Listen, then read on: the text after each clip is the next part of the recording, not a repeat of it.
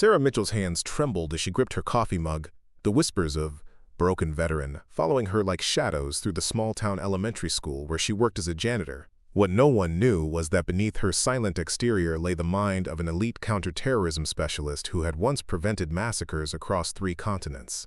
In 72 hours, her carefully constructed anonymity would shatter when armed terrorists targeted the kindergarten classroom, and the woman they had dismissed as damaged would become their only hope for survival. Before we jump back in, tell us where you're tuning in from, and if this story touches you, make sure you're subscribed, because tomorrow, I've saved something extra special for you. The acrid scent of industrial cleaner clung to Sarah's uniform as she methodically mopped the hallway of Pinecrest Elementary. The late afternoon sun cast long shadows through the classroom windows, painting golden rectangles across her path. 3 years into civilian life and still, she found herself cataloging exit points, assessing structural weaknesses, and noting potential defensive positions, habits from a former life she couldn't seem to shake. "Mitchell! The boys' bathroom in the East Wing is backed up again," barked Principal Harmon, not bothering to make eye contact as he passed. "And make sure you get the cafeteria spotless tonight. The PTA meeting starts at 7. Sarah nodded silently, her face a practiced mask of subservience. "Yes, sir. I'll take care of it right away." The principal continued down the hallway, muttering something about hiring standards and veteran preference programs. His words weren't meant for her ears, but 15 years of specialized training had made Sarah's senses unnaturally acute. She had learned to hear whispers through concrete walls, to read lips in darkness, to sense danger in the subtlest shift of air pressure.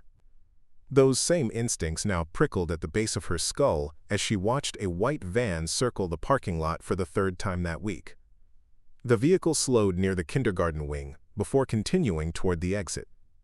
Sarah memorized the plate number automatically, adding it to her mental catalog of potential threats. Most people would dismiss such vigilance as paranoia, the hallmark of a damaged mind unable to leave the battlefield behind. Indeed, that was precisely what her therapist at the VA had suggested during their last session, right before prescribing yet another medication that now sat unopened in her medicine cabinet. "You need to accept that you're home now, Sarah," Dr. Reynolds had said, his voice gentle but patronizing. "These hypervigilant behaviors are preventing you from reintegrating into civilian society. Not everyone is a potential enemy. Not every unfamiliar vehicle is a threat." But Sarah knew something the doctor didn't. Sometimes the monsters you feared were real. She continued her cleaning rounds, moving through the building with quiet efficiency. The elementary school comprised 4 wings radiating from a central administrative hub, north for the upper grades, east for the cafeteria and gymnasium, south for the library and special education classrooms, and west for the lower grades, including kindergarten. Each wing had its own entrance, a design flaw that had bothered Sarah since her first day on the job. As she worked, fragmented memories from her previous life flashed unbidden across her consciousness. The weight of her tactical gear in the mountains of Afghanistan. The metallic taste of fear during a hostage extraction in Somalia. The precise tension of tripwire against her fingertips as she disarmed an IED that would have killed dozens of schoolchildren in Iraq.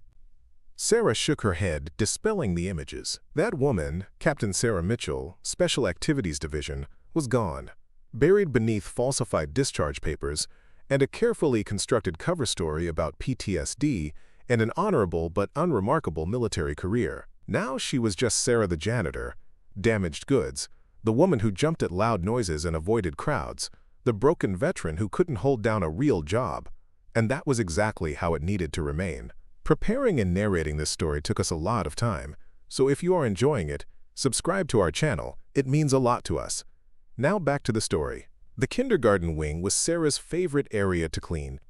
Classroom K3, in particular, with its bright paper butterflies dangling from the ceiling and finger paintings proudly displayed on every wall, offered a strange sort of peace. Ms. Rivera, the young teacher who stayed late most evenings, was one of the few staff members who treated Sarah with genuine kindness. "Evening, Sarah."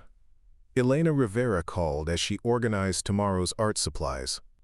At 26, she radiated the optimistic energy of a recent education graduate who hadn't yet been worn down by bureaucracy and budget cuts. "How are you doing today?" "Fine, thank you," Sarah replied, the social script feeling awkward on her tongue.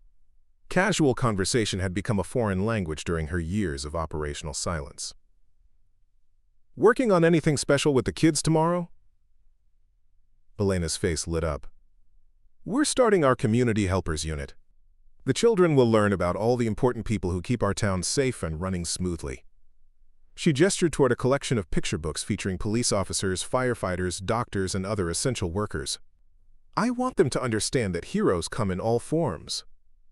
Sarah nodded, something tightening in her chest as she mopped around the miniature tables and chairs. Heroes.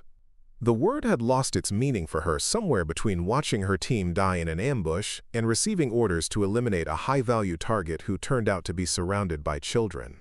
You know, Elena continued, seemingly oblivious to Sarah's discomfort, you should come speak to the class sometime. The kids would love to hear about your military experience. Sarah's movements stilled for a fraction of a second. I doubt they'd find it interesting, she said carefully. I mostly did administrative work, nothing heroic. The lie came easily after years of practice, though something in Elena's expression suggested she might not fully believe it. The teacher had an unsettling perceptiveness that occasionally made Sarah wonder if her cover wasn't as solid as she thought. Well, the offer stands, Elena said, gathering her belongings. Everyone has stories worth sharing, Sarah, even the quiet ones. She paused at the door. Especially the quiet ones. After Elena left, Sarah continued cleaning the kindergarten room with meticulous care. She liked knowing that her work contributed, however minimally, to creating a safe environment for these children. In her darkest moments, when the nightmares drove her from sleep to pace her sparse apartment, she reminded herself that this, protecting innocence, preserving normalcy, had been the point of everything she had sacrificed. As she emptied the small trash bins filled with scraps of construction paper and dried-out markers, Sarah noticed a crude drawing half buried among the discards. It depicted stick figures in what appeared to be a classroom, with a larger figure standing at the door. The larger figure held something that looked disturbingly like a weapon. Sarah carefully extracted the drawing, her pulse quickening. It was probably nothing. Children drew all kinds of things without understanding their implications, but her instincts, honed through years of anticipating threats, hummed with warning. She slipped the drawing into her pocket, making a mental note to observe the children more closely tomorrow. If one of them was processing something they had seen or experienced, it might warrant attention. Child welfare had been part of her unspoken mission at Pinecrest from the beginning. Sarah finished her cleaning routine and gathered her supplies, preparing to move to the next classroom. As she reached for the light switch, movement in the playground caught her attention. Through the window, she spotted two men walking the perimeter of the school, pausing occasionally to examine doors and windows. They were dressed casually, but their movements betrayed military training, efficient, purposeful, alert. She stepped back from the window, heart hammering against her ribs. It could be innocent. Perhaps parents scoping out the school for a new student, or maintenance contractors planning work. But the careful way they surveyed security cameras and noted blind spots suggested something far more concerning. Sarah slipped into the darkened hallway, moving silently toward the nearest exit where she could observe without being seen. The men had split up now, one heading toward the main entrance, while the other continued around toward the kindergarten wing. She needed more information before sounding any alarms. False warnings about potential threats had already earned her concerned glances from colleagues who attributed such behavior to her condition. One more incident might cost her this job, and this position of protective proximity to the children. Instead, Sarah retrieved her phone and discreetly photographed the men as they reconvened near a dark sedan parked just beyond school property. They spoke briefly before departing, their body language suggesting they had accomplished their objective. Back in her janitorial closet, surrounded by mops and cleaning supplies, Sarah leaned against the wall and closed her eyes, focusing on her breathing as she had been trained to do during high-stress operations. The world had taught her repeatedly that her hypervigilance was a symptom to be medicated away, a broken response to experiences better forgotten. But what if she wasn't broken? What if the instincts that had kept her and countless civilians alive in war zones were now alerting her to a genuine threat? Sarah unlocked her phone and pulled up the contact she had promised herself she would never use again. Jack Reeves had been her handler during her final years of service, the only person who knew both her true operational history and her current identity. Their agreement had been clear. No contact unless absolutely necessary. Her thumb hovered over the call button. Was she overreacting? The consequences of breaking silence were severe, potentially compromising not only her cover but the classified operations she had participated in. If she was wrong, it would confirm every dismissive assessment of her psychological state. But if she was right, Sarah put the phone away without making the call. She needed more evidence before potentially destroying the quiet life she had built. Tomorrow, she would arrive early, review the security camera footage if possible, and observe more carefully. Only then would she decide whether to break her silence. As she drove home to her sparsely furnished apartment on the outskirts of town, Sarah couldn't shake the sense that something fundamental had shifted. The carefully maintained boundary between her past and present had begun to blur, and with it, the identity she had so painstakingly constructed. Her apartment reflected her transient mentality. Minimal decorations, functional furniture, nothing that couldn't be abandoned at a moment's notice. No photographs adorned the walls. No mementos collected dust on shelves. Sarah Mitchell existed only in government databases and employment records, a ghost created to replace the woman she had once been. She performed her nightly security ritual with practiced efficiency, checking locks, drawing curtains, positioning improvised alarms at entry points. From a locked drawer beneath her bed, she retrieved a well-maintained Glock 19 and placed it within easy reach of her sleeping position. The weapon was her one concession to her former life, acquired through channels that couldn't be traced to her current identity. Sleep, when it came, was fitful and populated with fragmented dreams. Images of children in danger merged with memories of past operations, creating a grotesque tapestry of threat and vulnerability. Sarah woke repeatedly, each time assessing her surroundings before allowing herself to drift off again. Her alarm pulled her from a restless doze at 4:30 a.m. Though she wasn't scheduled to arrive at Pinecrest until 6 o'clock, Sarah had always preferred to start her day with ample time for reconnaissance. This morning, that habit seemed especially prudent. She dressed in her standard uniform, navy blue work pants and a polo shirt with the school district logo, and prepared a breakfast of black coffee and protein bars. As she ate, Sarah reviewed what she knew. 2 men with military bearing had surveyed the school, paying particular attention to security measures and access points.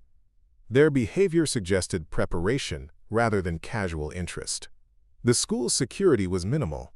Cameras at main entrances but none in the hallways or classrooms, standard locks on exterior doors, a visitor check-in system that was more ceremonial than functional. During school hours, a single resource officer divided his time between Pinecrest and the neighboring middle school. If someone wanted to access the building with ill intent, the obstacles were few. Sarah arrived at Pinecrest while dawn was still just a suggestion on the horizon. The parking lot was empty except for her worn Honda Civic, positioned strategically for a quick exit if necessary.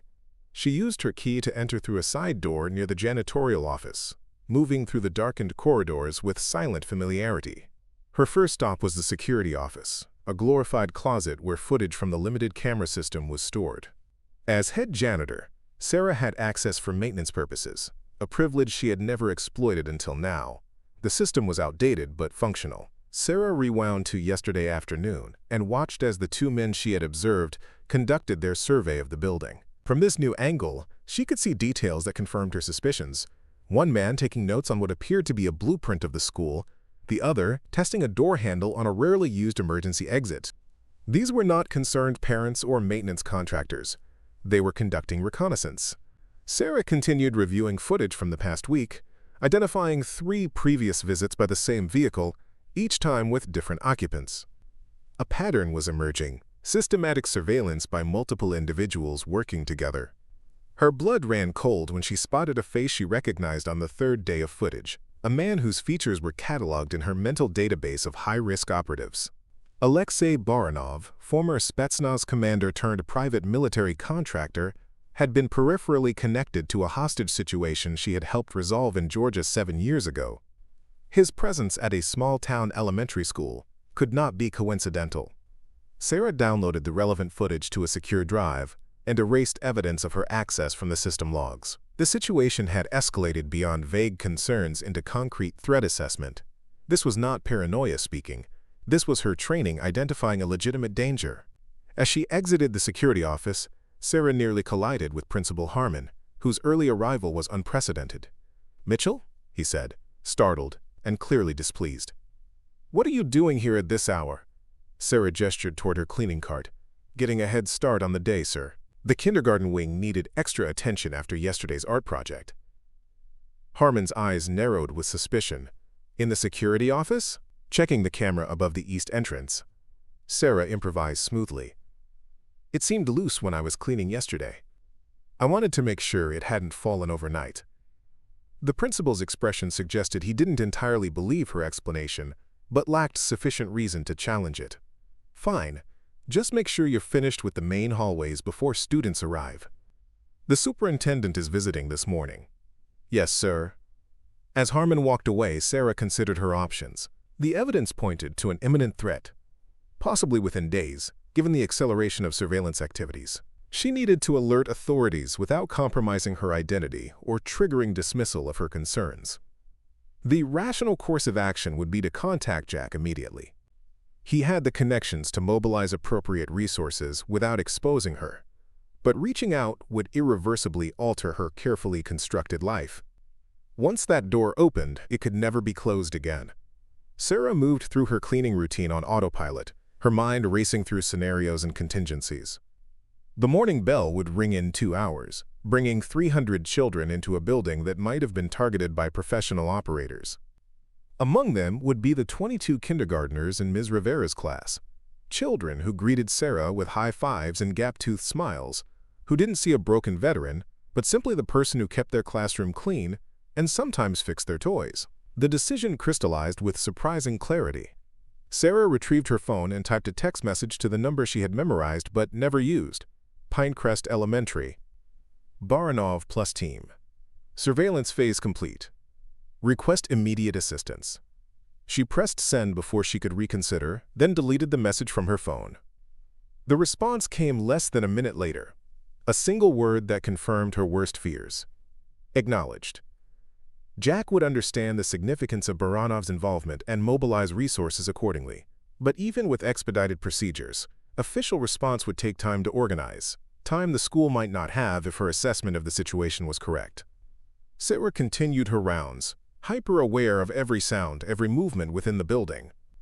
Staff began to arrive, followed by the first school buses disgorging streams of chattering children. She watched them enter with a protective intensity that went far beyond professional obligation. As she collected trash from the administrative offices, Sarah overheard a conversation that sent ice through her veins. Confirmed for tomorrow, Principal Harmon was saying to his assistant, "The governor's education secretary will visit during morning assembly. Make sure all staff are notified." "Will there be press?" the assistant asked. "Local media at minimum." "Possibly regional, given the new funding initiative they're announcing." A high-profile political visit. Hundreds of children gathered in one location. A team of professional operatives conducting advanced surveillance. The pieces clicked into place with horrifying clarity. This wasn't random. This was a planned attack with specific targets and timing. Sarah slipped away from the office, her mind racing. Jack's team wouldn't be in place by tomorrow. Local law enforcement wouldn't take her concerns seriously without evidence she couldn't provide, without exposing herself. The school had no meaningful security measures that could deter trained operatives, which left only one option. Sarah Mitchell, the broken veteran, the invisible janitor, would need to become Captain Sarah Mitchell once more, and she had less than 24 hours to prepare for war. As the morning progressed, Sarah maintained her routine while conducting her own covert preparations. She inventoried potential defensive positions, identified improvised weapons, and calculated response times from the nearest police station. 7 minutes under ideal conditions, an eternity in an active threat situation. Between cleaning tasks, she observed Ms. Rivera's kindergartners during their morning activities. The children worked on their community helpers project, cutting out paper figures and decorating them with crayons and glitter. Sarah noticed the boy who had drawn the concerning image yesterday, a quiet child named Marcus, who sat slightly apart from the others. While pretending to mop near his table, Sarah glimpsed his current drawing, another classroom scene, this time with multiple armed figures at different entrances. The detail was disturbing for a 5-year-old, particularly one with no known exposure to violence. When Ms. Rivera stepped out briefly to speak with another teacher, Sarah knelt beside Marcus's table. "That's an interesting picture," she said gently. "Can you tell me about it?" Marcus looked up with solemn eyes that seemed too old for his round face. "Bad men are coming to our school," he whispered. "I saw them looking in the windows when Mommy picked me up." Sarah's chest tightened. "When did you see them, Marcus?" "Yesterday. And before. They had big jackets even though it's not cold." He added another figure to his drawing. One had a funny bag that made a metal sound when he walked. Children were often more observant than adults gave them credit for, particularly concerning things that seemed out of place. What Marcus was describing sounded like tactical gear and weapons, observations that confirmed her worst fears. "Thank you for telling me, Marcus," Sarah said, keeping her voice calm despite the alarm bells ringing in her mind. "It's good to notice things that seem strange." As Ms. Rivera returned, Sarah straightened and resumed her cleaning. Her resolve hardened into certainty. Tomorrow's attack was real, not a product of her hyper-vigilant imagination. And she might be the only person who could stop it. The rest of the day passed in a blur of preparation disguised as routine maintenance. Sarah fixed door locks to ensure they could be secured quickly from the inside, placed potential improvised weapons, fire extinguishers, heavy tools, in strategic locations, and memorized the schedule for tomorrow's assembly. When her shift ended, she didn't go home. Instead, Sarah drove to a storage facility 30 miles away, where a weatherproof container held the remnants of her former life, gear and documents preserved against a day she had hoped would never come. The lock clicked open under her touch, revealing a metal case containing tactical equipment, communication devices, and a comprehensive first aid kit. Beneath these lay a sealed envelope with her true identification and access codes to secure military channels. Sarah stared at these artifacts from her past life, feeling the weight of the decision before her. Opening this box meant acknowledging that Captain Sarah Mitchell still existed, that the broken veteran was a cover, not her true identity. With steady hands, she began to assemble what she would need for tomorrow. The broken veteran might be a necessary fiction for the world, but the children of Pinecrest Elementary needed the woman she had been trained to be, the protector, the guardian, the soldier who had sworn to defend the innocent against all threats. Tomorrow, when the danger arrived, they would find not a damaged janitor easy to dismiss and overcome, but a warrior who had spent her entire adult life preparing for precisely this moment of truth. As night fell over the quiet town, Sarah Mitchell made peace with the knowledge that by this time tomorrow, her carefully constructed anonymity would be shattered forever. But if her actions meant that these children would go home safely to their families, the sacrifice would be worth it. Some prices were too high. Some lines couldn't be crossed. Some battles had to be fought, regardless of the personal cost. And Sarah Mitchell had never been one to walk away from a fight when innocent lives hung in the balance. Sarah woke before dawn on the day everything would change. The weight of her tactical gear, concealed beneath her janitor's uniform, felt both foreign and familiar against her skin, like returning to a homeland she'd tried to forget. She moved through her morning preparations with the focused precision of someone stepping back into their true identity after years in exile. Before we jump back in, tell us where you're tuning in from, and if this story touches you, make sure you're subscribed, because tomorrow I've saved something extra special for you. The drive to Pinecrest Elementary was eerily normal, the same route she'd taken for 3 years, the same faded Honda with a squeaky fan belt, the same NPR broadcast discussing distant troubles that suddenly seemed trivial compared to what awaited.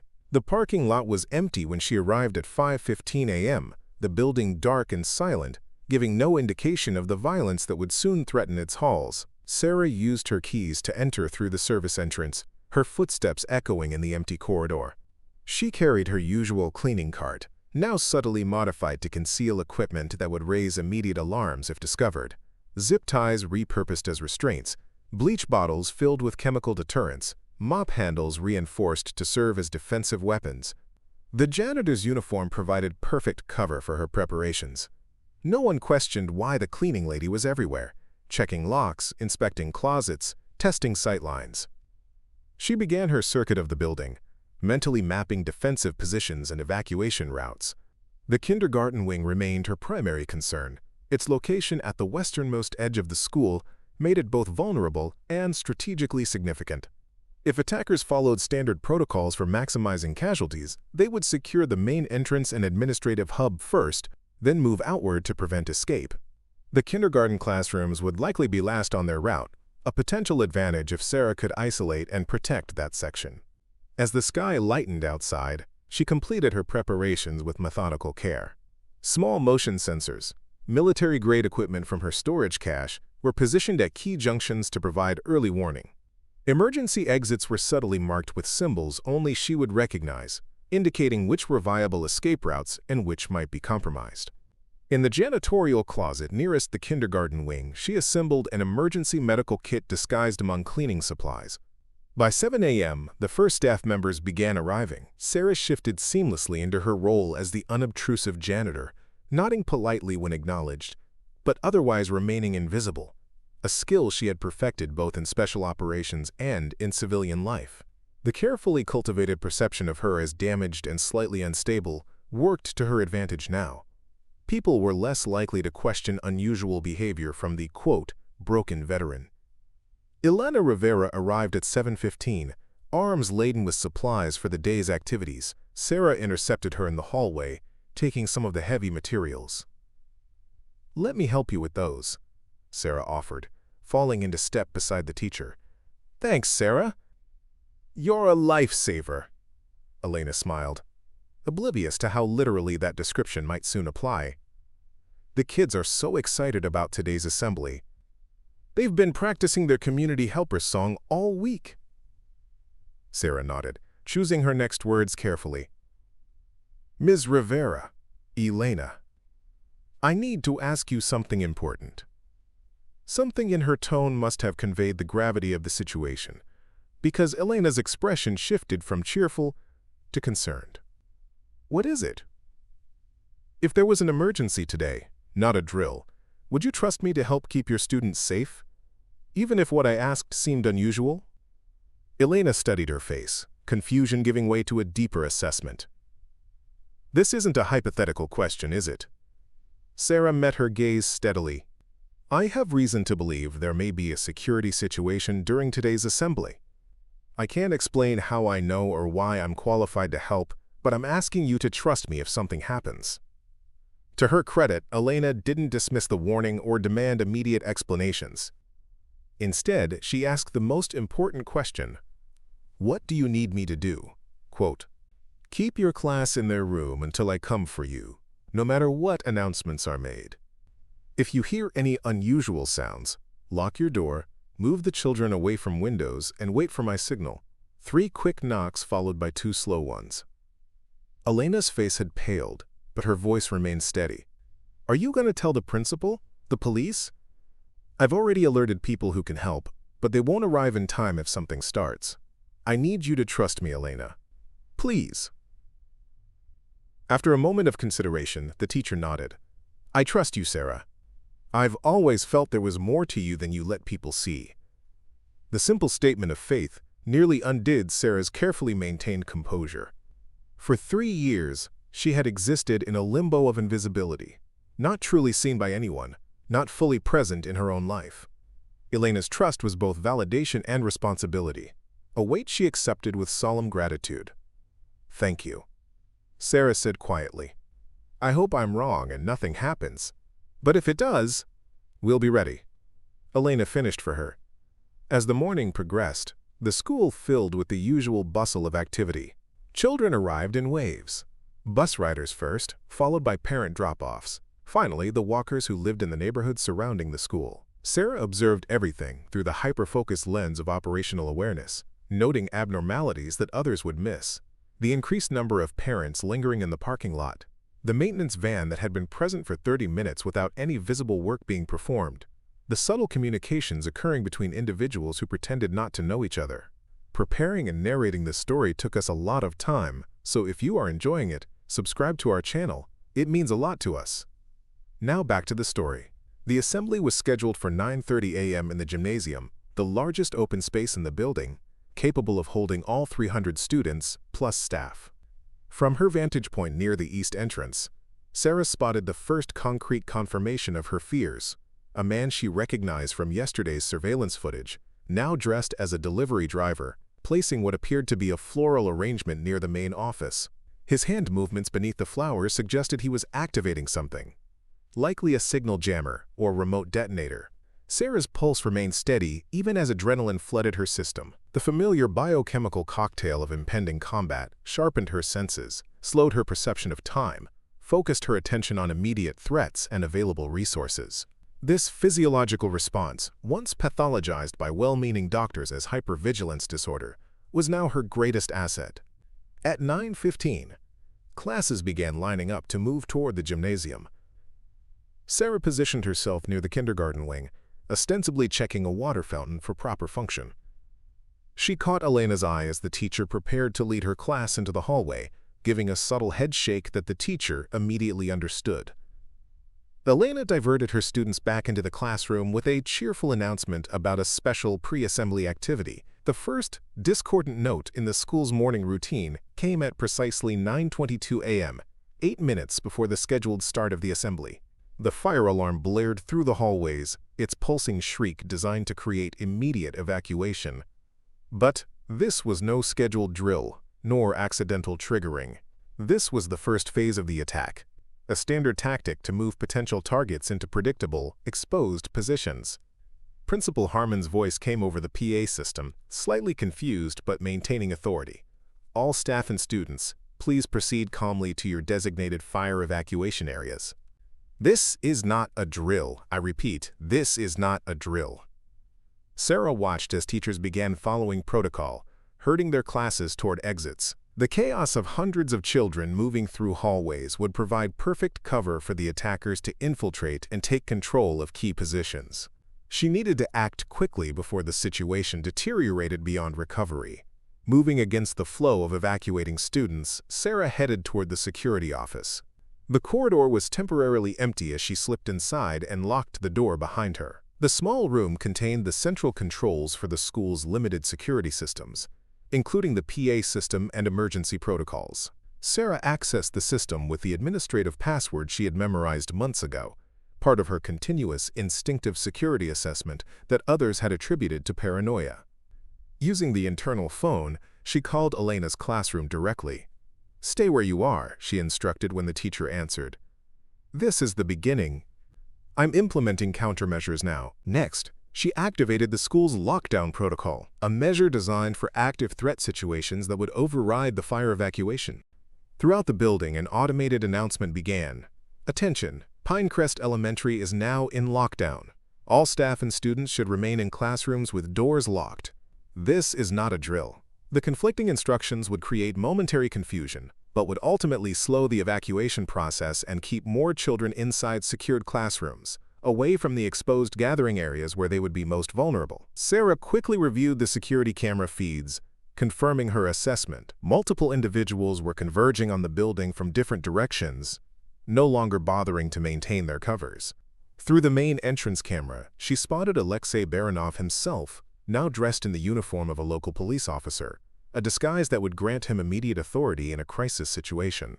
Her time in the security office was limited. The attackers would secure this position early to control communications. Sarah downloaded the camera feeds to her phone, then used the PA system one last time, knowing it might be her only chance to provide critical instruction.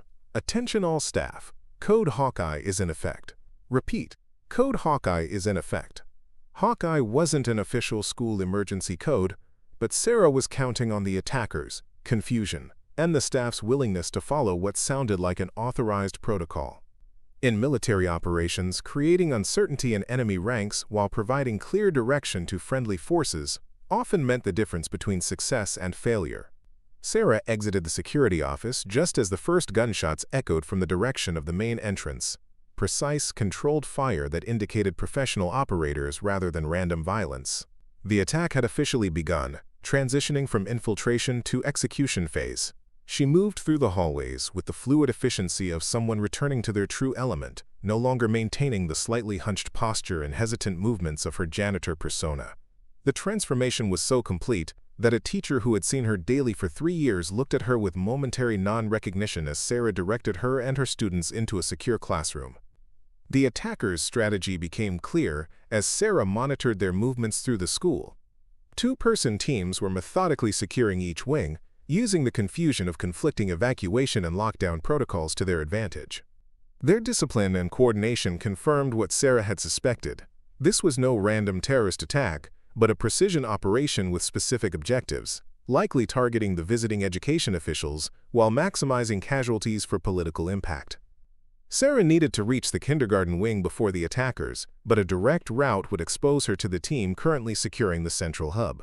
Instead, she accessed a maintenance tunnel that ran beneath the school, a pathway known only to facilities staff, connecting the boiler room to various utility access points throughout the building.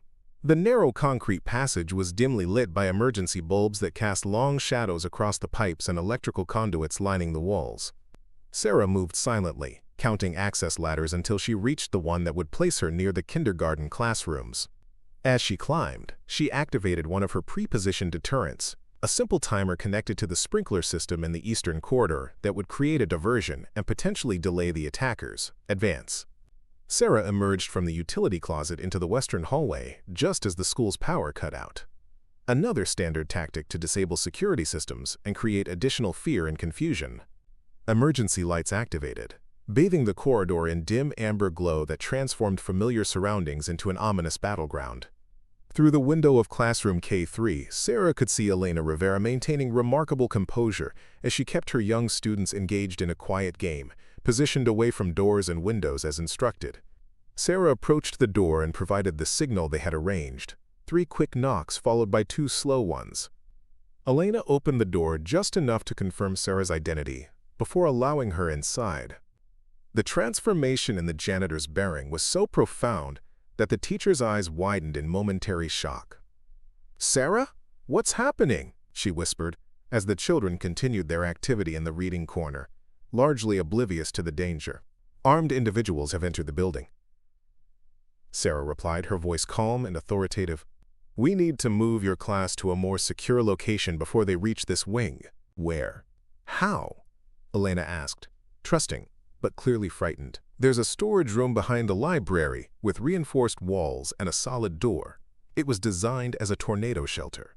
We'll move the children there in groups of 4, using the maintenance tunnel to avoid the main hallways." Elena nodded, then turned to her students with a bright smile that belied the tension in her shoulders. "Boys and girls, we're going on a special adventure with Ms. Mitchell. We need to be very quiet, like secret agents on a mission. Can everyone show me their best quiet face?" 22 solemn 5-year-olds immediately pressed fingers to lips, eyes wide with the exhilarating novelty of this unexpected game. Sarah felt a surge of respect for the young teacher's ability to maintain control without triggering panic. "Perfect," Elena continued. "We're going to go in small groups. When I call your name, come stand with Ms. Mitchell, and remember, secret agents are very, very quiet." The evacuation proceeded with surprising efficiency. Sarah led each small group through the utility closet and down into the maintenance tunnel, where Elena would take over, guiding them toward the library while Sarah returned for the next group. The children, interpreting the situation as an exciting adventure rather than a life-threatening emergency, followed instructions with minimal prompting. As Sarah led the 5th group through the tunnel, a muffled explosion shook the building above them, likely a breaching charge used to access a barricaded area. Dust filtered down from the ceiling, but the concrete structure held firm. The kindergartners looked up with wide eyes.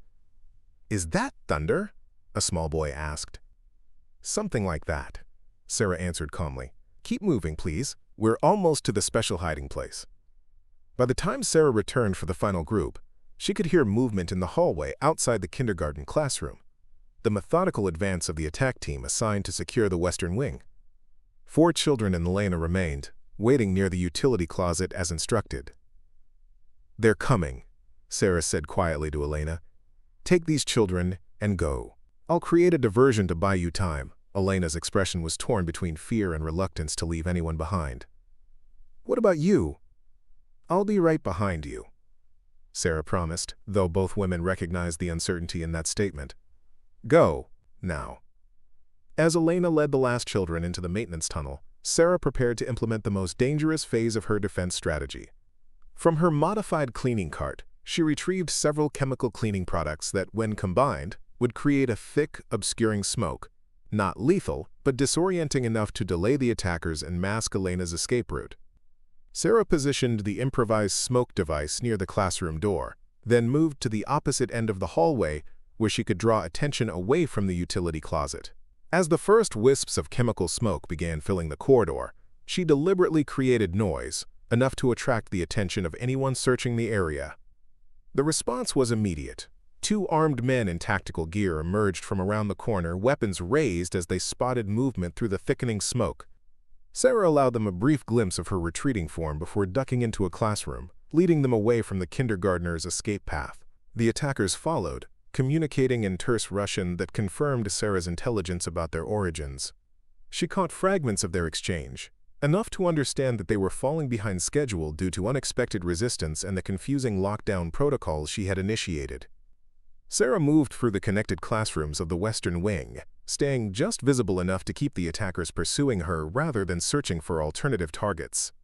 She was under no illusions about her ability to overpower two armed operatives in direct confrontation. Her strategy relied on delay and diversion until help arrived, or an opportunity presented itself. That opportunity came when one of the attackers split from his partner, attempting to flank her position. The separation violated basic tactical protocol, a mistake that suggested mounting pressure from their leadership to complete their objectives quickly. Sarah waited until the solo operator entered the art supply room where she had concealed herself. As he moved past a storage cabinet, she emerged from behind a shelving unit and struck with the calculated precision of someone trained in close-quarters combat. The attack was silent and efficient, a pressure-point strike that rendered him unconscious before he could alert his partner.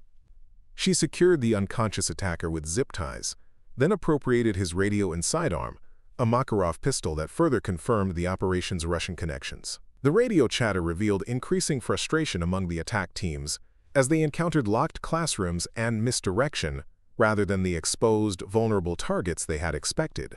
A new voice came over the radio, Baranov himself, demanding status reports and redirecting teams toward the gymnasium, where the visiting education officials were believed to be sheltering.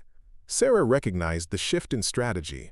Unable to access their primary targets in the limited time available, the attackers were preparing to take hostages from among school leadership to achieve their political objectives. This change created both risk and opportunity. The attackers' concentration on the gymnasium would reduce pressure on other areas of the school, potentially allowing Sarah to complete the kindergartner's evacuation. However, it also meant innocent lives were in immediate danger, as Baranov's patience wore thin. Sarah made her decision. The kindergartners were secure in the tornado shelter with Elena. Now she needed to prevent the hostage situation from escalating into mass casualties. Using her knowledge of the building's layout, she plotted an intercept course that would allow her to reach the gymnasium ahead of Baranov's converging teams. The maintenance tunnel wouldn't serve this purpose. She would need to move through exposed areas, risking direct confrontation. Sarah checked the appropriated pistol, confirming a full magazine +1 in the chamber. With 8 attackers remaining according to the radio chatter, she would need to be judicious and precise if force became necessary. As she moved toward the central hub, Sarah encountered a small group of third graders and their teacher, trapped in a classroom with no secure exit route. The teacher, a young man in his first year at Pinecrest, looked simultaneously terrified and determined to protect his students. "Follow me," Sarah instructed, her tone allowing no argument. "Stay close, move quickly, and do exactly as I say." She led them through a service corridor that connected to the eastern wing, bypassing the central areas where attackers were concentrated. At the emergency exit, she provided clear instructions. "Run toward the tree line behind the baseball field. Don't stop until you reach the trees. The police will find you there." As the teacher led his class to safety, Sarah continued toward the gymnasium, encountering increasing signs of the violence that had already occurred. Shell casings on the floor, a smear of blood along one wall, abandoned belongings scattered in the panic of evacuation. The school's cheerful educational posters and student artwork stood in stark contrast to these grim indicators of combat. Near the gymnasium entrance, Sarah heard Baranov's voice, no longer through the radio but directly ahead, addressing what sounded like a group of adults. She approached cautiously, using classroom doors for cover as she assessed the situation. Through the gymnasium's small window, she could see approximately 15 adults, the principal, several teachers, and what appeared to be the visiting education officials, seated in the center of the basketball court. Baranov stood before them, flanked by 3 armed men, while 2 others secured the exits. Their positioning was professional, but revealed a critical weakness. They were focused entirely on controlling their hostages, not on potential threats from outside their perimeter.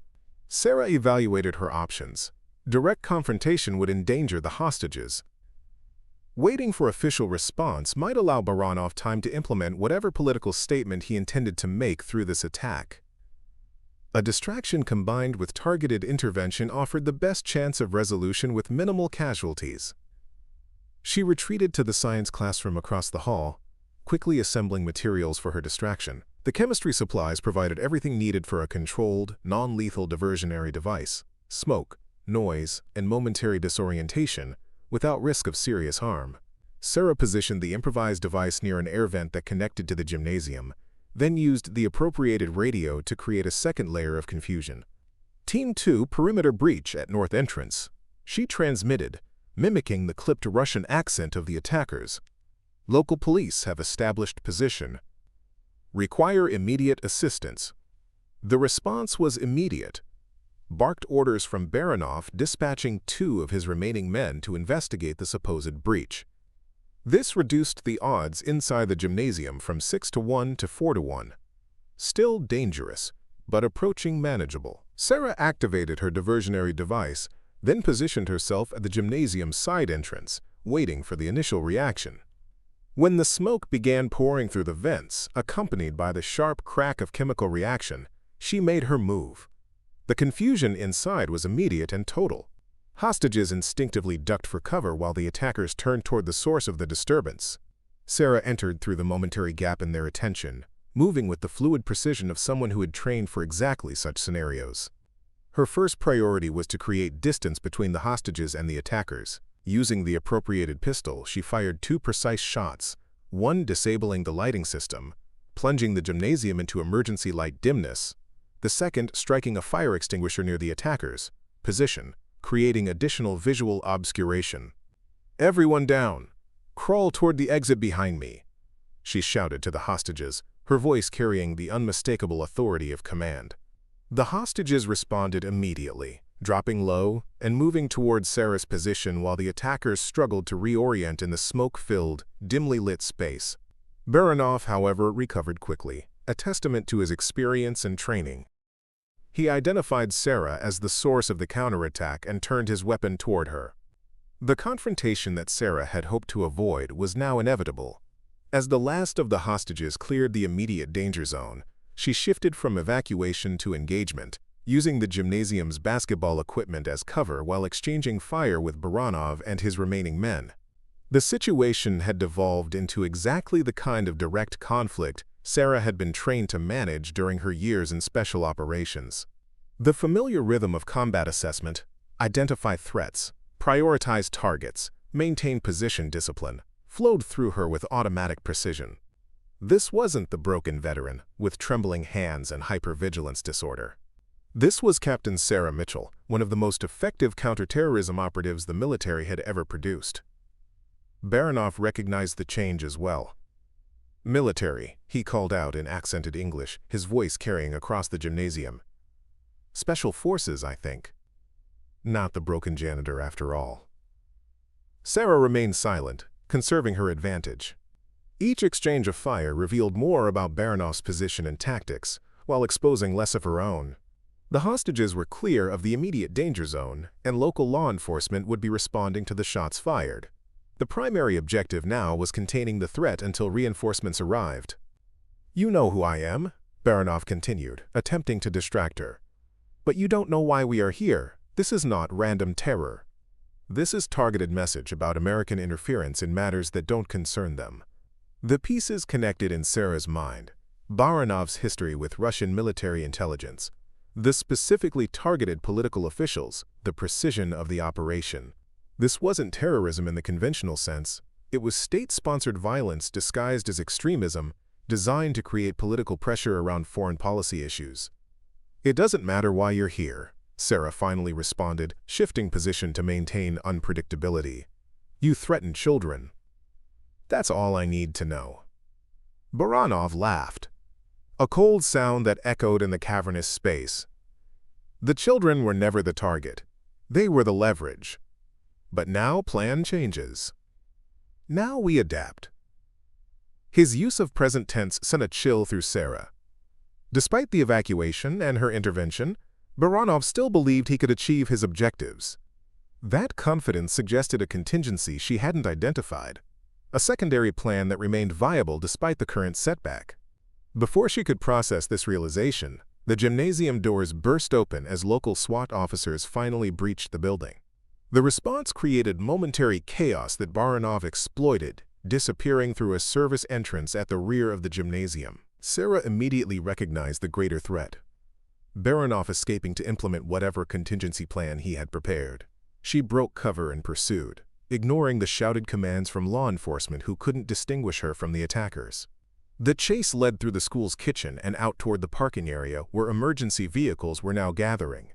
Baranov moved with the efficiency of someone executing a pre-planned extraction, heading not toward the perimeter but directly toward the command post where first responders were coordinating. Sarah understood his strategy with sudden clarity. The attack on the school had been Phase 1. Phase 2 would target the emergency responders themselves, creating cascading casualties and overwhelming local resources. It was a tactic she had seen before in coordinated terrorist operations. Multiple attack waves designed to maximize impact and undermine faith in security systems.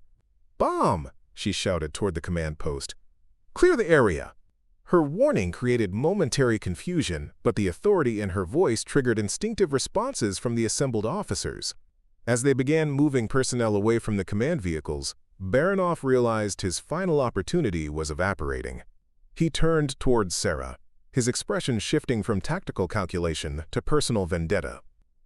"You cost me everything," he snarled, drawing a backup weapon from his ankle holster. The final confrontation occurred in the space between first responders and the school building, a no-man's land of asphalt and emergency vehicles. Sarah and Baranov circled each other with the wary respect of professionals who recognized each other's capabilities. "Walk away," Sarah offered, though she knew he wouldn't accept. "Your team is neutralized. Your operation has failed." "Yet, I still accomplish objective," Baranov replied, gesturing toward the news vans now arriving at the perimeter. "Fear, disruption, demonstration of vulnerability. The message is delivered, even in failure." Sarah recognized the distraction tactic too late. As Baranov spoke, his free hand activated a remote detonator. The explosion came not from the command post as she had expected, but from a vehicle parked near the kindergarten wing, precisely where she had evacuated the children from earlier. The blast rocked the building, shattering windows and sending debris skyward in a terrible plume. Sarah's heart seized with momentary horror before her tactical mind reasserted control. The explosion had occurred outside the structure, not within the tornado shelter, where Elena and the kindergartners were secured. The damage would be significant, but the children should still be protected by the reinforced walls. Baranov used her momentary distraction to attack, closing distance with surprising speed for a man of his age and bulk. The hand-to-hand combat that followed was brutal and efficient. No wasted movement, no dramatic flourishes, just the lethal application of techniques honed through years of operational experience. Sarah matched him move for counter-move, her muscle memory compensating for the years away from active duty. What Baranov possessed in raw strength, she countered with precision and adaptability. The confrontation lasted less than 30 seconds before Sarah identified and exploited a momentary opening in his defense, using his own momentum to drive him to the ground. As local officers moved to secure Baranov, Sarah ran toward the kindergarten wing, desperate to confirm that Elena and the children remained safe despite the explosion. The building's western section had suffered significant damage, but the library area, including the tornado shelter, appeared structurally intact. Sarah navigated through debris and dust, calling Elena's name as she approached the storage room that served as their shelter. The response came not as a voice but as a kindergartner's drawing held up to the small window in the door, a crude but recognizable depiction of their adventure through the maintenance tunnel, complete with stick figures labeled Ms. Rivera and Secret Agent Mitchell. The sight broke through Sarah's combat focus, sending a wave of relief so profound that she had to lean against the wall to steady herself. As she unlocked the door, 22 kindergartners and their teacher looked up with expressions ranging from curiosity to excitement. Remarkably untraumatized, thanks to Elena's extraordinary ability to maintain the adventure game narrative throughout the ordeal. "Is the thunder all done now?" Marcus asked, the same child whose drawings had first alerted Sarah to the threat. Sarah knelt to meet his eyes, finding herself suddenly without adequate words to bridge the gap between his innocent understanding and the violence they had narrowly escaped. In that moment of connection, the carefully maintained division between Sarah the broken veteran and Captain Mitchell the operator collapsed entirely. "Yes," she answered simply, her voice gentle but no longer hiding behind the hesitant persona she had maintained for 3 years. "The thunder is all done. You were very brave explorers today." As SWAT officers arrived to assist with evacuation, Sarah provided a brief, precise report of the situation. The number and location of remaining threats, the status of the children, the nature of Bahanov's operation as she understood it. Her assessment was delivered with the confident authority of someone accustomed to command, leaving no doubt about her military background despite her janitor's uniform. Outside, the school grounds had transformed into a chaotic tableau of emergency vehicles, news crews, and gathering parents desperate for information about their children. Sarah guided Elena and her class through the controlled chaos toward the designated reunification area, maintaining a protective perimeter around them until each child was safely delivered to their family. The transition from emergency to aftermath brought with it the questions Sarah had been avoiding since she first recognized the threat. Questions about her identity, her past, her carefully constructed anonymity that could never be restored. Already she could see the speculative glances from law enforcement, the dawning recognition that the school janitor who had orchestrated a successful defense against trained operatives was something far different than she had appeared. As the last kindergartner was reunited with tearful parents, Elena approached Sarah with a mixture of gratitude and newfound understanding. "Those weren't maintenance tunnels, were they?" the teacher asked quietly. "And you've never been just a janitor?" Sarah shook her head, watching as federal agents began arriving, no doubt alerted by Jack in response to her text from yesterday. Her cover was irretrievably blown. The only questions remaining were how much of her true history would become public and what would come afterward. "Thank you," Elena continued, reaching out to squeeze Sarah's hand. "Whatever you were before, whatever you are now, you saved us today. You saw what everyone else missed, and you acted when no one else could." The simple acknowledgement pierced through years of invisibility and dismissal. For 3 years, Sarah had existed as a ghost, present but unseen, valuable but undervalued, capable but constrained by others, perceptions of her limitations. Elena's recognition of her true self, offered without judgment or qualification, was perhaps the first honest human connection she had experienced since assuming her cover identity. "You helped save them too," Sarah replied. "Your composure, your ability to keep them calm, that was as important as anything I did." Their conversation was interrupted as a federal agent approached, his expression suggesting he recognized Sarah despite the janitor's uniform and the dust covering her from the explosion. "Captain Mitchell," he said quietly, confirming her suspicions about how quickly her true identity would resurface. "Director Reeves sent me. We need to debrief you and establish a security protocol immediately." Sarah nodded, the familiar rhythm of operational procedure offering strange comfort amid the chaos of the day. "I need 5 minutes first," she replied, her tone making it clear this wasn't a request. The agent hesitated, then stepped back with professional courtesy. "5 minutes, Captain, then we need to move." When he was out of earshot, Sarah turned back to Elena. "I don't know what happens next," she admitted. "But whatever story they create to explain today, whatever they say about me, thank you for seeing me as I am, not as everyone assumed I was." Elena smiled, tears finally breaking through her remarkable composure. "The kids already have a name for you, you know. Secret Agent Mitchell. I think they'll be disappointed to learn you're just a regular hero." The description, regular hero, struck Sarah as both absurd and profound. There had been nothing regular about her military career, nothing ordinary about the specialized training and classified operations that had defined her life before Pinecrest Elementary. Yet, in the most important sense, her actions today had indeed been those of a regular hero, someone who recognized a threat to the vulnerable and acted without hesitation to protect them. As federal agents escorted her toward a waiting vehicle, Sarah caught a final glimpse of Marcus, the observant kindergartner whose drawings had first alerted her to the danger. He was showing his parents a new picture, this one depicting a stick figure with a mop in one hand and what appeared to be a superhero cape flowing behind her. The image brought an unexpected smile to Sarah's face. Perhaps there was something to be learned from the kindergartner's perspective. The ability to see past labels and limitations, to recognize that heroes didn't always wear uniforms or announce their capabilities. Sometimes they carried mop buckets and kept to the shadows, watching and waiting until the moment when their true strength was needed most. Whatever came next, debriefings, new identities, reassignment, or perhaps even a return to active duty, Sarah knew that the broken veteran was gone forever. In her place stood a woman who had reconciled her past and present, who had transformed perceived weakness into decisive strength, who had found purpose, not in running from her capabilities but in using them to protect those who could not protect themselves. The battle at Pinecrest Elementary would make headlines across the nation, but the true story of perception versus reality, of invisible guardians and unexpected courage, would remain known only to those who had lived through it. And perhaps that was as it should be. True heroes, after all, rarely sought recognition for doing what they considered necessary.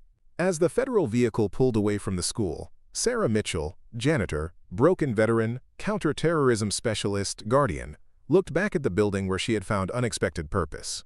The kindergarten wing stood damaged but not destroyed, its brightly colored playground equipment incongruous against the backdrop of emergency vehicles and tactical teams.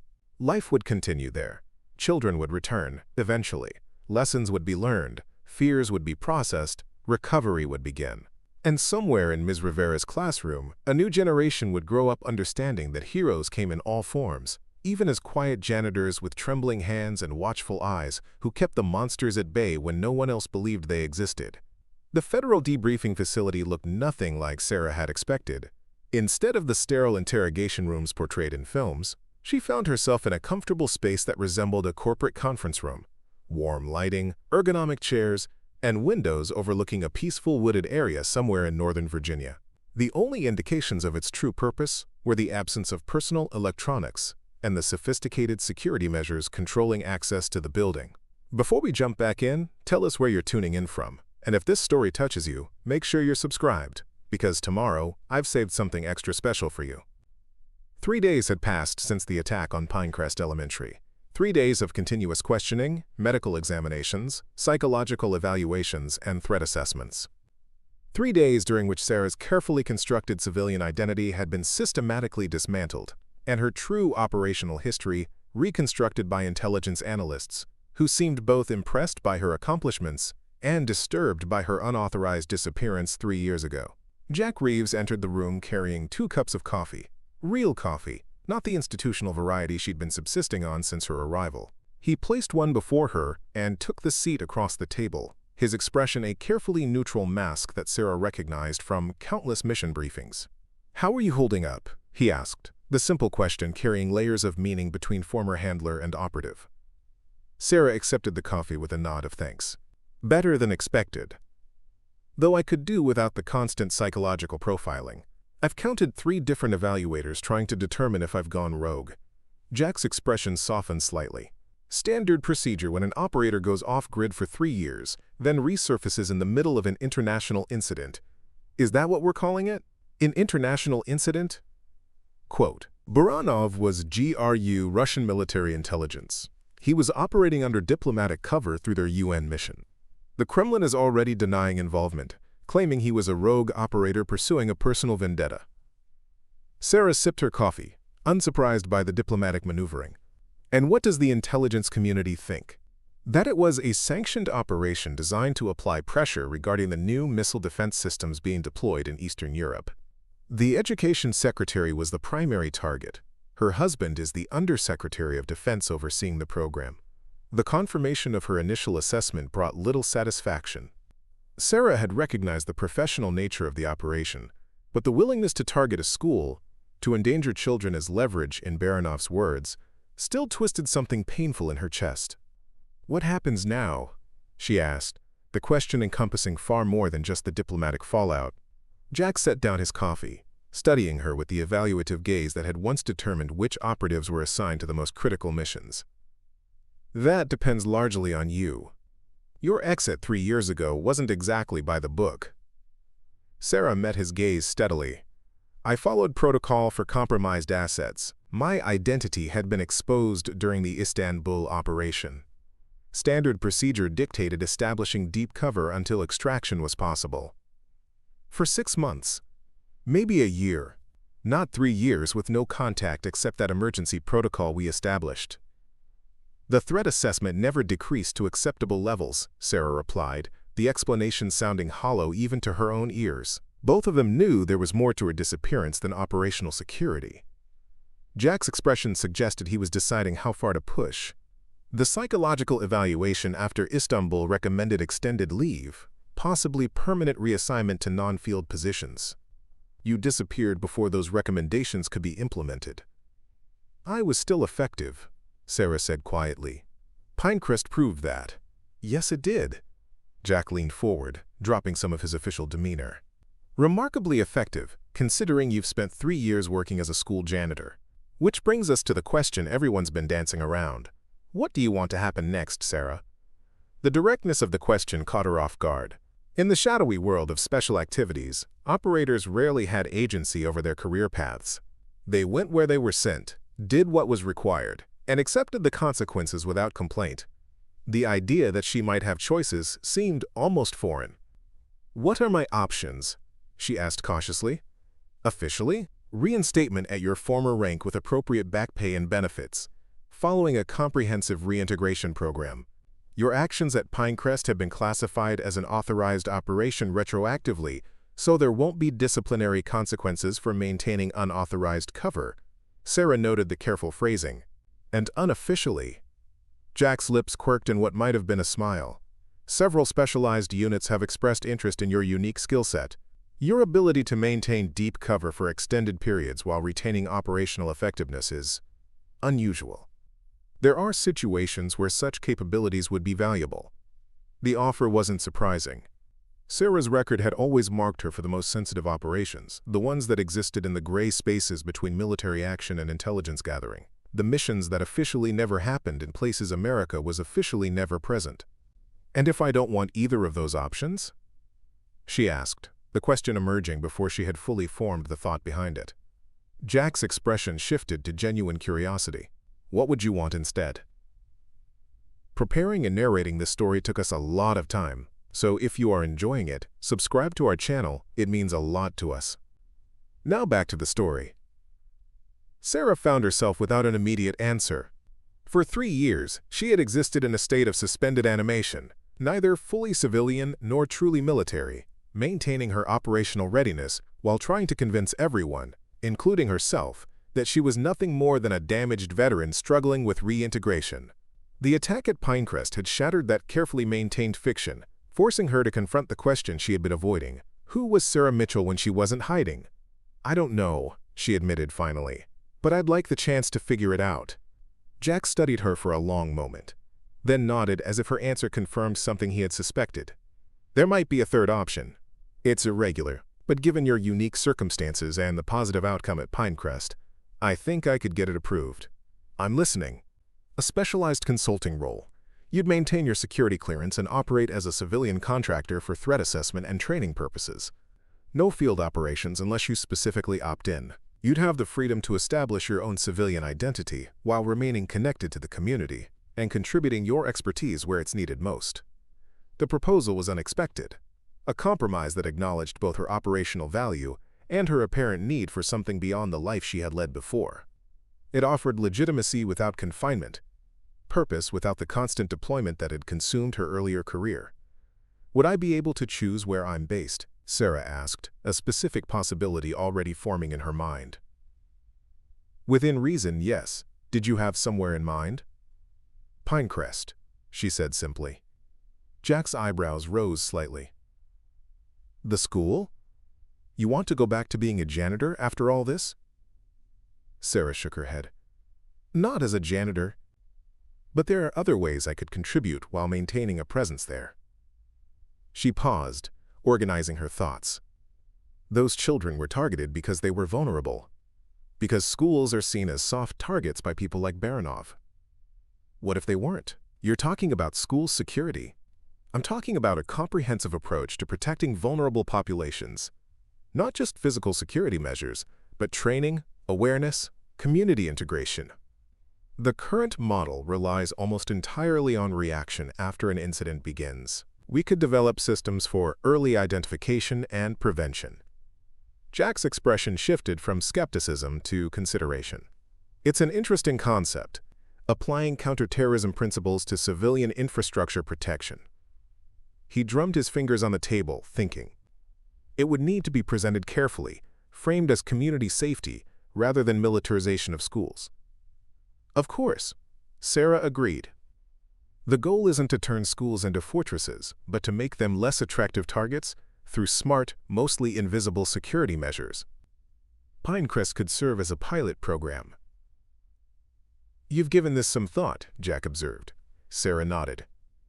I've had 3 days of debriefings with very little else to do. The truth was that the idea had been forming since the moment she'd recognized the potential threat at Pinecrest, since she'd realized how utterly unprepared most schools were for targeted violence, whether from terrorists like Baranov or domestic threats. I'll present it to the director, Jack said after a moment's consideration. No promises, but your stock is pretty high right now. Saving an entire elementary school from international terrorists tends to generate some goodwill. Sarah allowed herself a small smile. I had help. Elena Rivera kept 22 kindergartners calm and quiet through the entire ordeal. That's more impressive than anything I did. Ms. Rivera, Jack nodded. She's been mentioned in several of the after-action reports. Remarkable composure under pressure. Have you been monitoring the media coverage? Sarah asked. The question had been nagging at her throughout the debriefing process. During her years in special activities, operational security had required complete media blackouts regarding her involvement in various incidents around the world. The Pinecrest attack, however, had occurred on American soil with dozens of witnesses and news cameras capturing the aftermath. We've implemented standard protocols, Jack assured her. Official statements identify you as Sarah Mitchell, a former military service member who recognized the threat and assisted in evacuation procedures. Your specific actions have been attributed to the rapid response of law enforcement. Your military record remains classified, and your connection to intelligence services has been omitted entirely.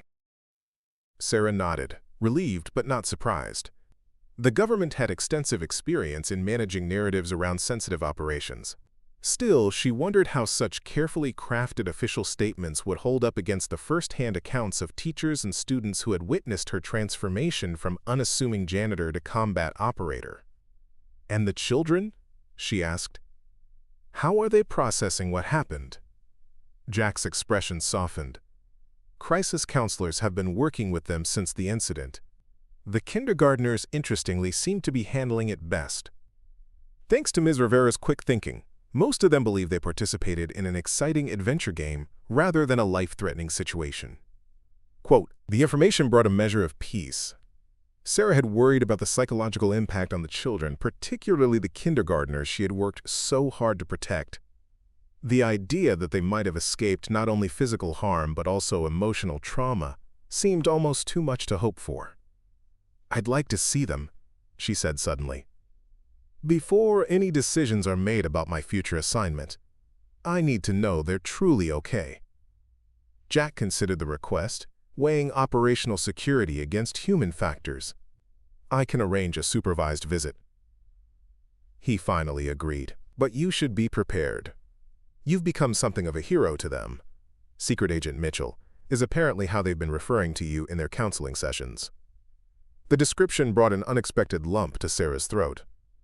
For years, her work had occurred in shadows, her successes unmarked and unacknowledged, except in the most classified files.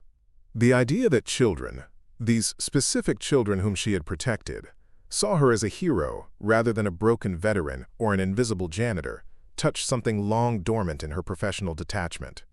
"When can we go?" she asked, her voice steadier than she felt. 2 days later, Sarah found herself approaching Pinecrest Elementary under very different circumstances than her usual early morning arrival. The school remained closed for repairs and security upgrades, but a temporary facility had been established in a community center 2 miles away, allowing students to return to some semblance of normal routine while processing the traumatic events. Jack drove, monitoring Sarah's reactions with the practiced eye of someone who had managed operatives through countless post-mission adjustments. "You don't have to do this today," he reminded her. The psychologist recommended at least another week of decompression before any public interactions. Sarah watched the familiar landscape pass outside the window. "I'm fine, Jack. This isn't my first high-stress operation. It's your first where you had a pre-existing relationship with the civilians involved," he pointed out. "That changes the psychological dynamics considerably." He wasn't wrong. Throughout her career, Sarah had maintained professional distance from the people affected by her operations, not from callousness, but from necessity. Emotional entanglement compromised objectivity, created vulnerability, clouded judgment. Pinecrest was different. She had known these children and teachers for 3 years. She had cleaned their classrooms, fixed their broken chairs, listened to their stories from the unobtrusive position of the person no one really noticed. "I need to see this through," she said simply.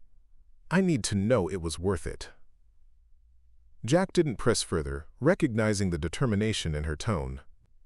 As they approached the community center, Sarah noted the increased security presence, both visible and concealed, that indicated ongoing concern about potential follow-up attacks.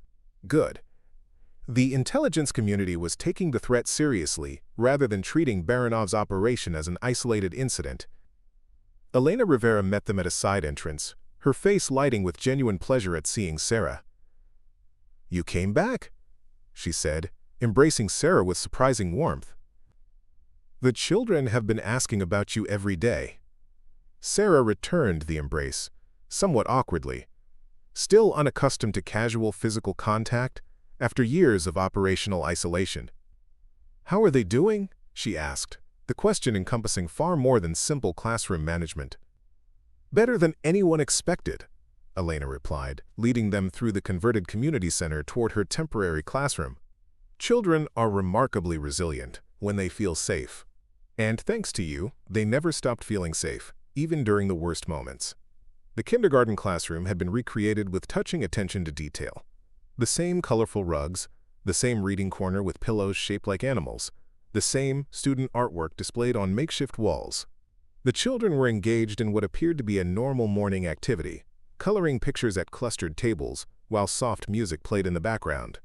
When they noticed Sarah in the doorway, the reaction was immediate and overwhelming. 22 kindergartners abandoned their activities and rushed toward her with excited cries of, "Ms. Mitchell!" and "Secret Agent!" and "You came back!" Sarah found herself surrounded by small bodies and upturned faces, their enthusiasm untouched by the trauma they had so narrowly escaped.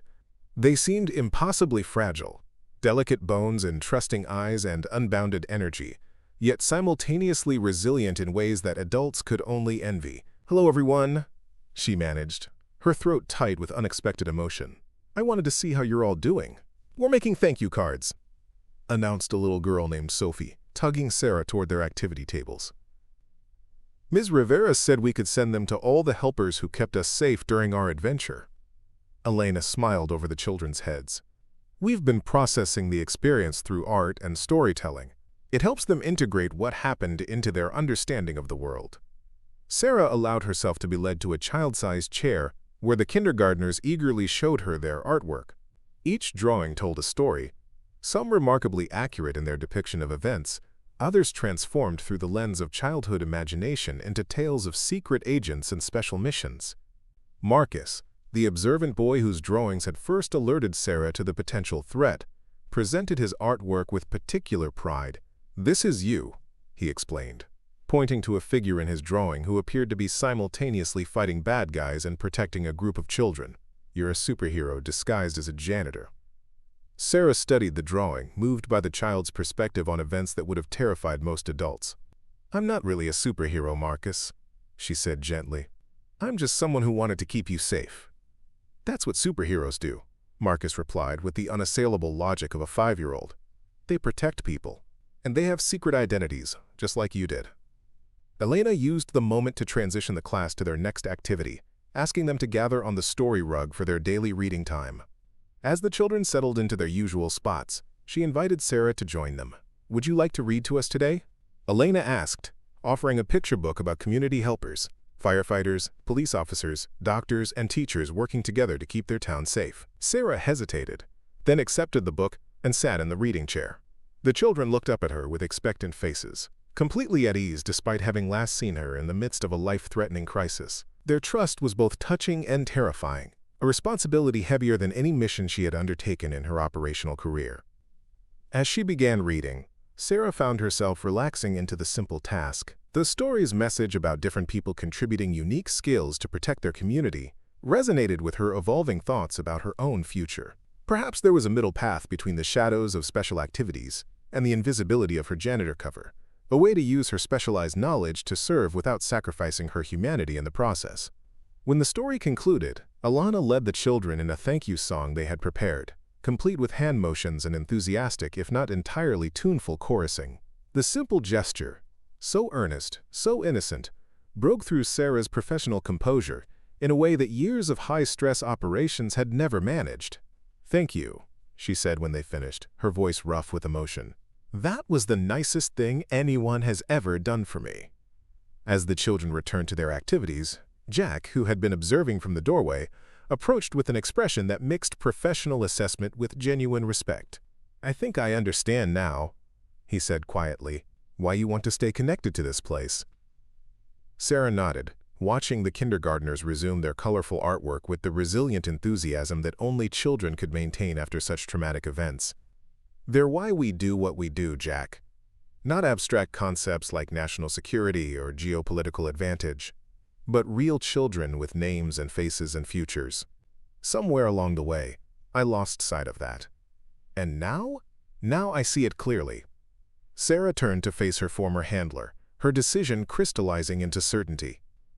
"I want to implement the security program we discussed, starting here at Pinecrest. These children deserve more than reactive protection. They deserve systems designed specifically to keep them safe before threats materialize." Jack studied her with new understanding. "I'll make it happen," he promised.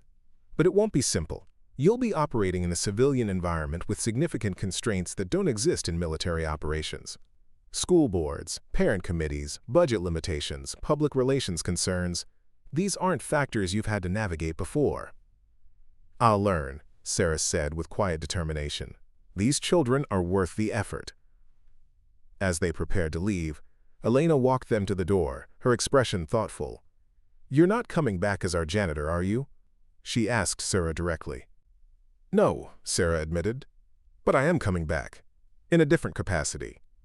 If the school board approves, I'll be implementing a new safety program at Pinecrest and other schools in the district." Elena smiled. "Good. You were wasted on mop buckets and floor wax." She paused, her expression growing more serious. "The children need to see you again, not just today, but regularly. In their minds, you're the person who kept them safe when everything was scary. That's a powerful relationship." Sarah hadn't considered this aspect, the ongoing psychological impact of her presence on children who had experienced trauma. "I'm not trained in childhood development or counseling," she cautioned.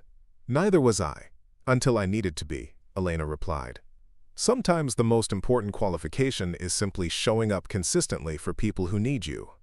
The insight stayed with Sarah as they drove away from the community center. Throughout her career, she had been the operative who appeared suddenly in crisis situations, resolved the immediate threat, then disappeared before connections could form or consequences could manifest. The idea of remaining present, of witnessing the aftermath and participating in recovery, represented a fundamental shift in her approach to service. "You're quiet," Jack observed as they approached the debriefing facility. "Thinking about next steps," Sarah replied. "If we're really going to implement this program, we need to approach it differently than a military operation. It can't be imposed from above. It needs to grow organically from within the community. Jack nodded. That's why you're the right person for this. You understand both sides, the security requirements and the community dynamics. Most operatives with your background couldn't bridge that gap. Her security program had received extensive media coverage, transforming Pinecrest from the school that was attacked to the safest school in America in public perception. Parents, understandably concerned about their children's safety in an increasingly unpredictable world, had responded to the transparent security measures with overwhelming support. People respond to competence, Sarah observed. When they see systems designed by someone who understands the threats, they feel confident in trusting their children to those systems. Harmon's expression suggested he was still adapting to this new reality, one where the woman he had once dismissed as a broken veteran now commanded national attention as a security expert. The governor's office called again about expanding your program statewide. The federal education department has been making inquiries as well. Sarah nodded, having anticipated this development. The Pinecrest model was demonstrating exactly what she had hoped, that effective school security didn't require obvious fortification or armed personnel in hallways.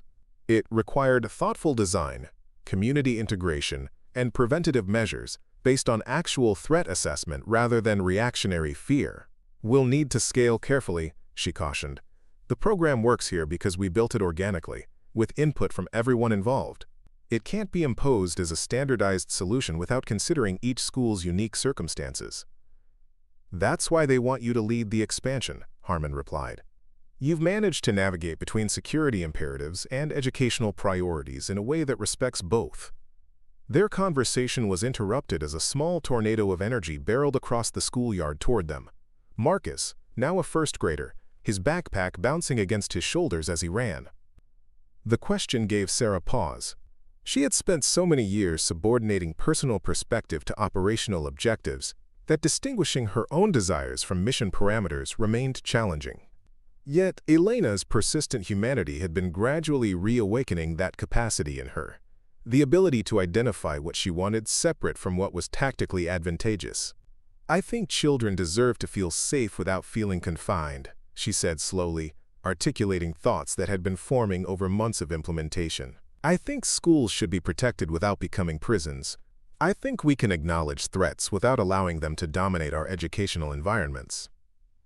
Elena smiled with quiet approval. That sounds like a personal perspective to me, one worth sharing at this conference.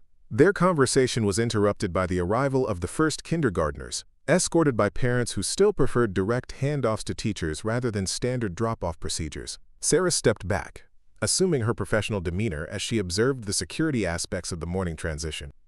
The children's reactions to her presence had evolved over the months since the attack. Initially, they had treated her with a kind of awestruck reverence, the secret agent Mitchell persona firmly established in their collective imagination.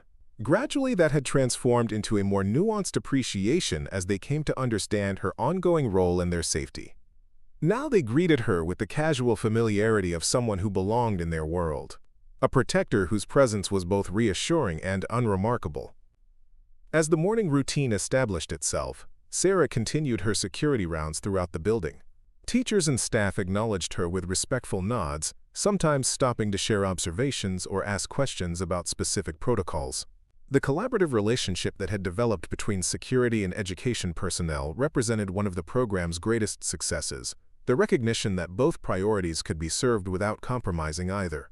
In the administrative wing, Sarah encountered Jack Reeves, his presence at Pinecrest no longer unusual as he coordinated the intelligence aspects of the ongoing security implementation. His role had evolved alongside hers, shifting from handler to partner as the program demonstrated its effectiveness. The surveillance teams identified another potential observer yesterday. He reported without preamble, falling into step beside her. Eastern European, possibly Baranov's network trying to assess our countermeasures. We tracked him to a hotel downtown, then he disappeared during shift change. Sarah absorbed the information with professional calm, though the implications sent a familiar ripple of alertness through her system. Photographic evidence? Being analyzed now. Facial recognition suggests a possible connection to previous incidents in Berlin and Prague. The continued interest in Pinecrest wasn't surprising from an operational perspective. The failed attack had embarrassed certain international actors, creating motivation for follow-up intelligence gathering if not direct action. What had changed was Sarah's response to such information, no longer purely tactical, but tempered by her connection to the community at risk. Increase perimeter monitoring, she decided after brief consideration, but maintain current security posture within the school. We don't want to create unnecessary anxiety among staff or students. Jack nodded, respecting her judgment despite his ingrained tendency toward maximum security protocols. Their collaboration had found balance over the months, with Sarah's community integration providing crucial context for intelligence-driven decisions. The transformation hadn't erased her operational capabilities or tactical awareness. She remained hypervigilant, constantly assessing threats and identifying vulnerabilities, the habits of survival deeply ingrained after years in the field. But those same characteristics, once viewed as dysfunction requiring medication and therapy, had been recognized as valuable when properly channeled toward protection rather than isolation. As Sarah completed her final security check and armed the system for the night, she reflected on the unexpected path that had led her to this moment. 3 years ago, she had disappeared into the cover identity of a damaged veteran, hiding her capabilities behind a facade of brokenness and limitation. 6 months ago, that careful fiction had shattered in the crucible of crisis, forcing her to reclaim her true skills in defense of vulnerable children. Today, she stood fully integrated, neither the invisible janitor nor the elite operative, but a protector whose effectiveness came precisely from her connection to those she protected. The broken veteran had never truly existed. The hypervigilant observer had always been legitimate. The capacity to identify threats had always been a strength rather than a symptom. What had changed was context and purpose, using specialized skills not just for national security objectives but for community protection, not just in response to crisis but in ongoing relationship. Sarah Mitchell had found her true mission, not in shadows but in light, not in detachment but in belonging, not in hiding her capabilities but in teaching others to develop their own. As she locked the school's main entrance and activated the final security protocols, Sarah looked back at the building silhouetted against the evening sky, no longer just a target to be secured, but a community to be protected. Not just a vulnerability assessment, but a collective home worth defending. The broken veteran was gone. In her place stood a woman who had integrated all aspects of her experience into a coherent whole. The tactical awareness of special operations, the protective instincts of military service, the community connection of civilian life, and the personal investment of someone who had found her place in the world not despite her differences, but because of them. Pinecrest Elementary stood secure as night fell, not because its vulnerabilities had been eliminated, but because they had been acknowledged and addressed through collective effort. Not because danger had disappeared from the world, but because preparation had transformed potential victims into empowered participants in their own protection. And at the center of this transformation stood Sarah Mitchell, no longer hiding, no longer broken, no longer invisible. Instead, she had become exactly what Marcus's drawing had captured with such simple wisdom. The guardian at the gate, maintaining the invisible shield that protected not through force, but through awareness, not through fear, but through connection, not through isolation, but through the resilient power of community. Up next, you've got 2 more standout stories right on your screen. If this one hit the mark, you won't want to pass these up. Just click and check them out. And don't forget to subscribe and turn on the notification bell so you don't miss any upload from us.